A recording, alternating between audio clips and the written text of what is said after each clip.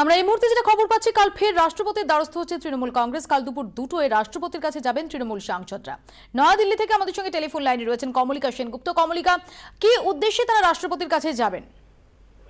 দেখো, এই নোট বাতিল এবং রাজনৈতিক প্রতিহিংসা এই দুটোকে পাশাপাশি রেখে তারা তো আন্দোলন শুরু করেছে এবং তাদের যুক্তি হচ্ছে যে নোট বাতিলে সাধারণ মানুষের এখনো অসুবিধা হচ্ছে ভীষণভাবে, এবং তার পাশাপাশি তারা যেহেতু নোট বাতিলের জন্য রাস্তায় নেমেছে, তার জন্য রাজনৈতিক প্রতিহিংসা হচ্ছে তাদের দলের সঙ্গে। এই দুটো বিষয় নিয়েই কিন্তু তারা একটা মেমোরেন্ডাম নিয়ে যাবে, তারা একটা স্মারকলিপি দেবেন রাষ্ট্রপতির কাছে, এবং রাষ্ট্রপতি তাদেরকে দুপুর 2টোর টাইম দিয়েছে। কমলিকা, ধন্যবাদ। ফের মমতা বন্দ্যোপাধ্যায়ের নিশানায় মোদী। নাম না করে ব্যক্তিগত দুর্নীতি থেকে গদিচ্যুত করার ডাক। সিবিআইকে হাতিয়ার করে রাজনৈতিক প্রতিহিংসার অভিযোগ। বীরভূমের কেঁদুলি মেলার উদ্বোধনের মঞ্চে আগাগোড়া দিদির টার্গেট মোদী।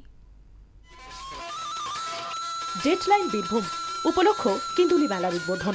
মমতা বন্দ্যোপাধ্যায়ের টার্গেট সেই মোদী। 45 মিনিট ভাষণের বড় অংশ মোদী ও বিজেপিকে নিশানা করেই খরচ করলেন তৃণমূল সুপ্রিমো। আমি এরকম নির্লজ্জ তুগলকি রাজত্ব কখনো দেখিনি। সন্ত্রাস চলছে, সন্ত্রাস।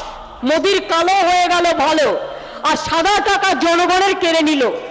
নাম না করে মোদীর বিরুদ্ধে ব্যক্তিগত দুর্নীতির অভিযোগ তুললেন।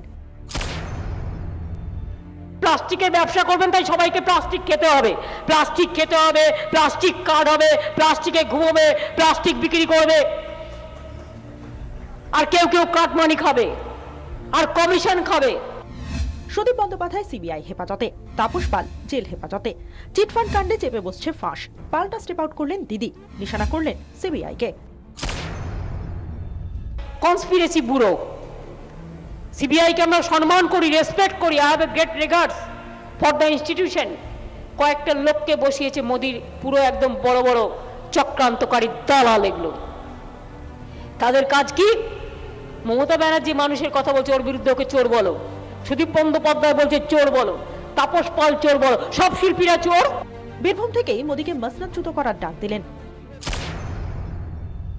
পরে দিন তো গেল, সন্ধ্যা হলো, পার করো আমারে, তোমায় গাইতে হবে খুব শীঘ্রই।